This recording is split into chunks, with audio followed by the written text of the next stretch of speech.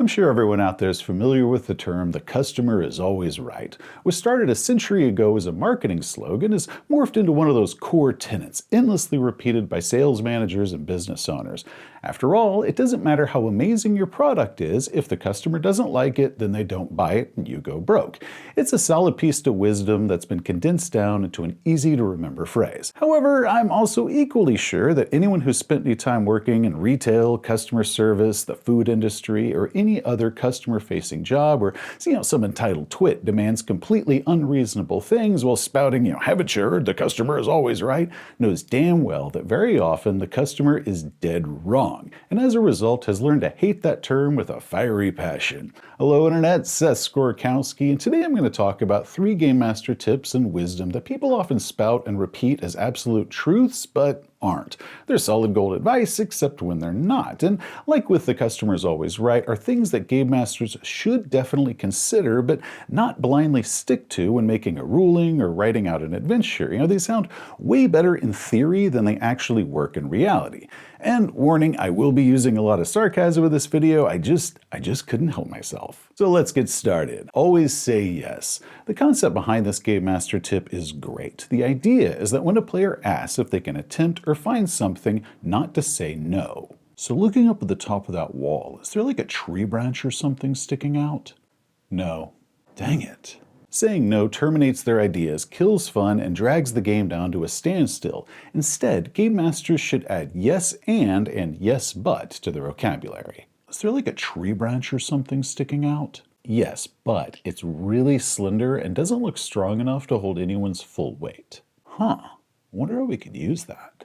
Obviously, the answer can't always be yes. It's silly to claim that a Game Master cannot say no whatsoever. Think of all the dumbass builds and joke characters that they'd be saying yes to if that's all they could say. So the more enlightened version of this advice is never say no. Instead of a single fun-terminating word, Game Masters should substitute that with no and or no but. The guards seem to have kept the top of the wall clear of any overhanging branches, but there is this wrought iron metal arm, like maybe for holding a lantern or something, that's sticking out near the top. Oh, yeah, we could definitely use that. That is far more interesting and useful than just simply saying no and ending the conversation dead right there. So armed with but and, a Game Master can offer better replies than simply just saying yes or no. Yes and means not only yes, it's even more yes, like a critical hit yes. Well, yes, but gives a complication or a new obstacle, meaning that it's not that simple as simply what the player was asking if they could do that or if that was there. No but gives us a second and potentially good option, while no and is not only no, but hell no. It's even worse than no. No, and it's obvious that the guards have recently trimmed any trees and overhangs within 20 feet of the wall on either side. However, while a Game Master should be adding but and to the vocabulary as possible options, they don't need to always be adding some sort of caveat of being yes and or no but or some sort of good or bad caveat. Sometimes, and just depending on the situation, it's really hard to come up with an additional but or and very often just a simple yes or no is perfectly fine to do. They are not bad words by themselves. Game Masters should consider the 6 possible answers. Mix them up, keep it interesting, give players something to work with, both good and bad, when it is appropriate to do. For example, in my war story video about the Scott Brown incident, all of that happened when a player asked if there was a real estate sign in the window of an abandoned building, and while I hadn't envisioned one being there, I said sure, why not, and said yes to them, no caveats, and this led to a story that then led to it becoming part of the official game now. None of that would have happened had I said no because it wasn't part of my original vision that I had or whatever it is.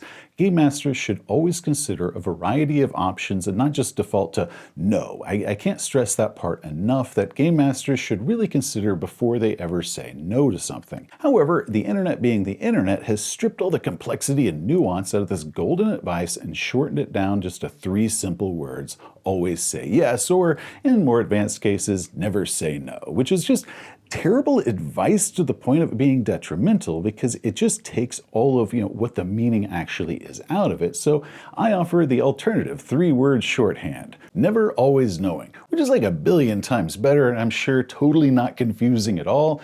I should probably put that one on a t-shirt. Next, use the player's solution to solve mysteries. But first, a word from our sponsor, Mythic Roll, The Return. After their original successful Kickstarter 4 years ago, Mythic Roll, in collaboration with Fantasy 3D Tabletop, are back with a brand new project offering a fresh selection of highly detailed dice towers and tabletop accessories for FDM 3D printing. These are designed to be easy to print, support-free, and with no assembly required. They're optimized for both single-color and multicolored printing, and these things are gorgeous. I mean, look at that. I mean, you could just use that as the miniature on the table and then use it as the dice tower to make all its own rolls just right there in front of everybody. And it's worth mentioning that all of these 3D models were made by human artists. They didn't use AI in designing them, which sucks that that's the world that we live in now, that we have to specify that yes, humans made this, but that's just where we are now. And because these were made by experienced people in making dice towers, the dice towers are designed with optimized internal dice channels for smooth rolls. Kickstarter goes live on March 10th, so just hit the link below to sign up for their pre-launch page, and there's some special tiers and free bonus add-ons for those who sign up before the official launch date.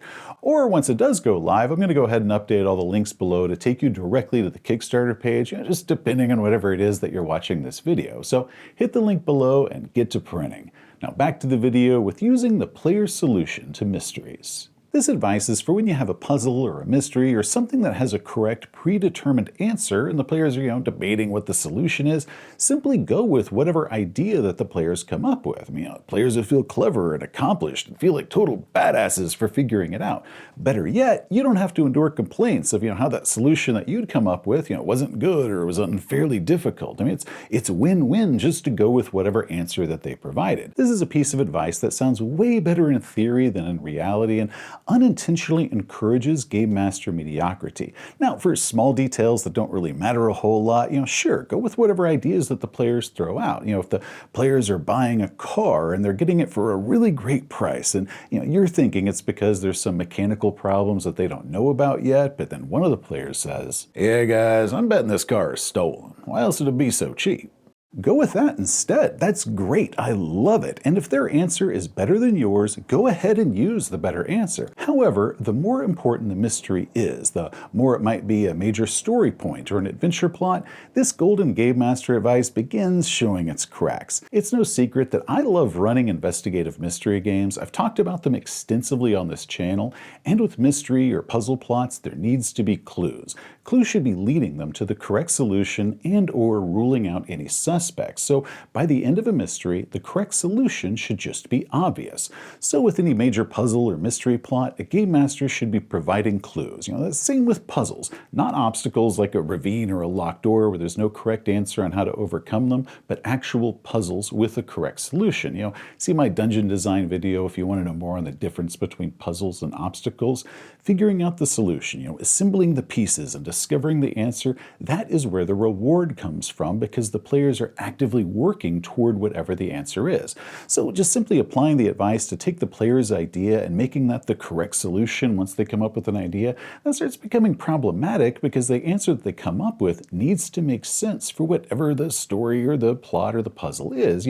Not just make sense in the general sense of the word. I've had player theories that they've come up with that, even a decade later still baffle me as to, what in the hell they were on about. But they also need to make sense for the clues that have already been revealed. Guys, I know who the killer is. The butler did it. But the butler was out of town when the murder happened. It must have been a ruse to trick everyone into thinking that he was out of town. Well, what about the woman's shoe prints and the victim's blood? And the neighbors said that they heard a woman screaming that night. Well, clearly the butler is secretly a woman. Yeah, I don't know. The victim's sister went missing on the same night as the murder and when the artifact was stolen. The sister is secretly the butler. Brother, we have seen the butler and the sister together on more than one occasion. The old secret twin sisters gag. Yeah, it is all coming together. No, he's got a point.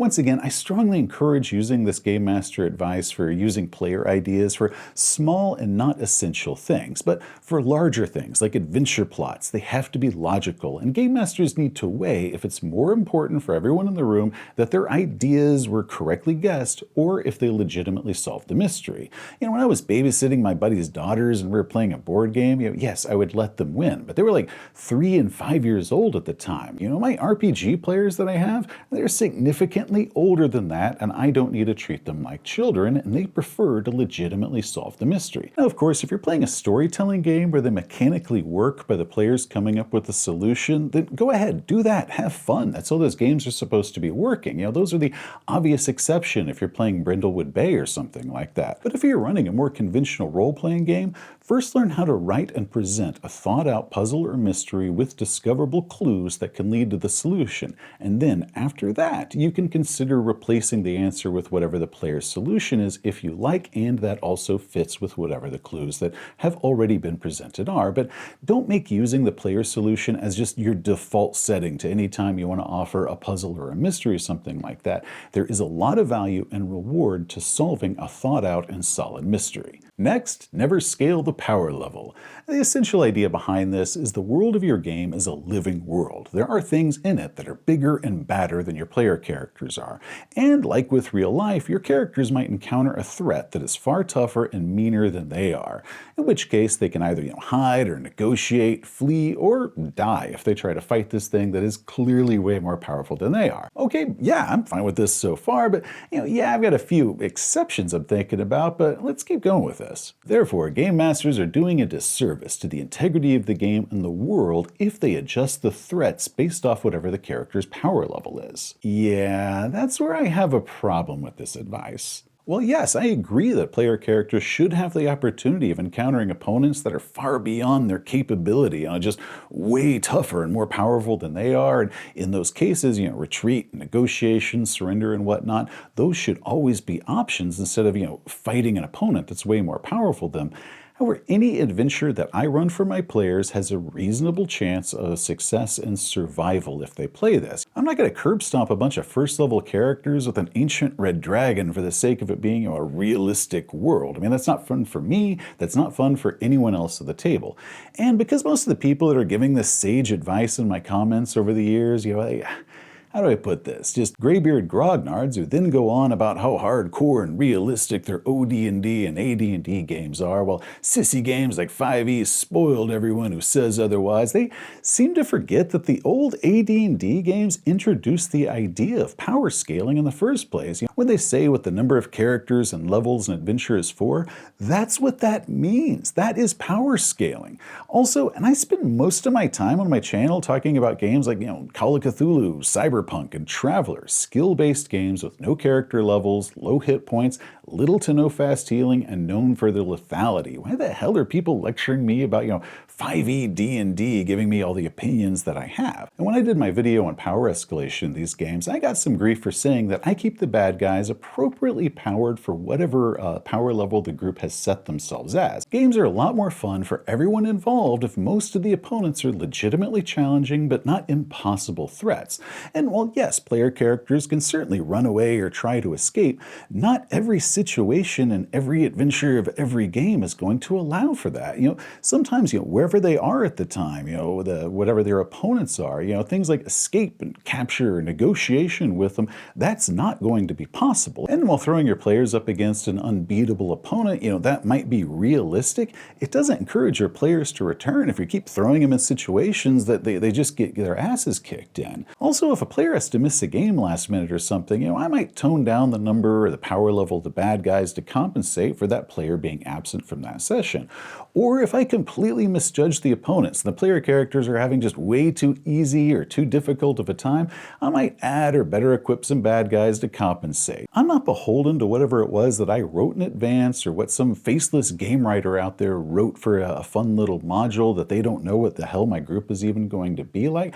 I don't have to follow whatever it is that I said ahead of time or whatever some writer said ahead of time. But isn't that fudging? Technically, yes. Fudging isn't just dice rolls, people. Also, that advice earlier, point number 2 about using the player solution instead of whatever solution to a puzzle that you came up with earlier, that's also an example of fudging. A game master is to be the master of the game, and that includes making decisions to scale the power level for their table to keep it exciting and fun. So if it's too low or too high, the game master should consider correcting it, and then is tasked with judging what the correct amount to adjust the power level is. If the game master is restricted to only following dice and charts and predetermined variables, then there's no need for you to even have a game master at all. We might as well just automate that role. The ability to think and make adjustments is what makes a game master a game master. And ultimately, that's the problem with all these pieces of game master advice. It's not just that they're badly condensing these larger, more complicated concepts in kind of a short, easy to remember sentence. It's the strict adherence to whatever those are. Their wording is presented as absolutes, always or never.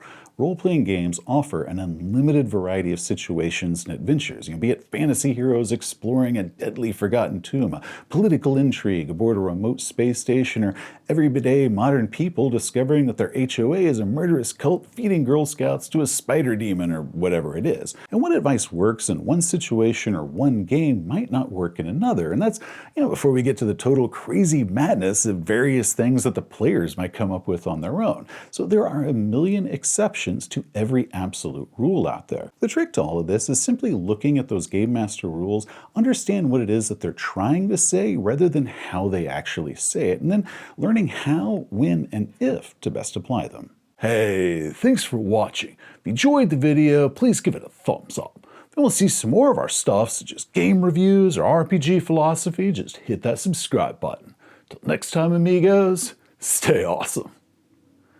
Did you guys know that the saying, "the customer is always right," was actually shortened down from the original slogan, which is "the customer is always right in matters of taste," meaning that if the customer wants to buy that ugly-ass hat, you don't discourage them from buying it. You just go ahead and take their money. It was only later on that it was shortened down and weaponized into something that Karens could yell at baristas. Actually, there's no verifiable evidence that's even true. It became a popular internet meme that TikTokers would repeat back and forth, but there's been no verifiable proof that it actually used to be that long. They're still debating who even originally coined the term "the customer is always right," but the first known example of it being used was Marshall Field in 1905. Well, I guess it just goes to show you shouldn't believe everything that weirdos on the internet tell you. Well, except for us, right? Nah, dude, especially for us.